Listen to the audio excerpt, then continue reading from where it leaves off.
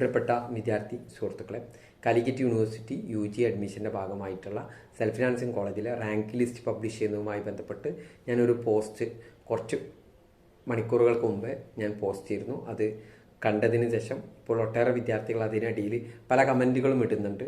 പക്ഷേ ഞാൻ യൂണിവേഴ്സിറ്റിയിലേക്ക് വിളിച്ച് അന്വേഷിച്ചതിൻ്റെ അടിസ്ഥാനത്തിലാണ് ഞാൻ നിങ്ങളുമായി ആ കാര്യം പങ്കുവെച്ചത്. ഇന്ന് തന്നെ പബ്ലിഷ് ചെയ്യുമെന്ന് യൂണിവേഴ്സിറ്റി അറിയിച്ചിരുന്നു. ആ കാര്യം ഞാൻ നിങ്ങളുമായി പങ്കുവെച്ചു.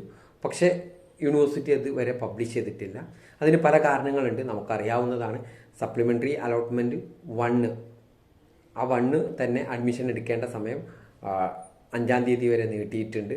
മറ്റൊരു കാര്യം, നമ്മളെ മുന്നിൽ നമ്മൾ നേരിടുന്ന വലിയൊരു പ്രശ്നം ഉണ്ട്. വയനാട്ടിലെ ഉരുൾപൊട്ടലുമായി ബന്ധപ്പെട്ട പ്രശ്നങ്ങൾ.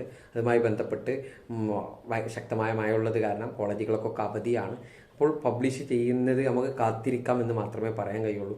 നമ്മളെ വലിയൊരു ദുരന്തത്തിൽ നിന്ന് നമ്മുടെ കേരളത്തെ രക്ഷിക്കട്ടെ എന്ന് നമുക്ക് പ്രാർത്ഥിക്കാനും മാത്രമേ കഴിയുള്ളൂ.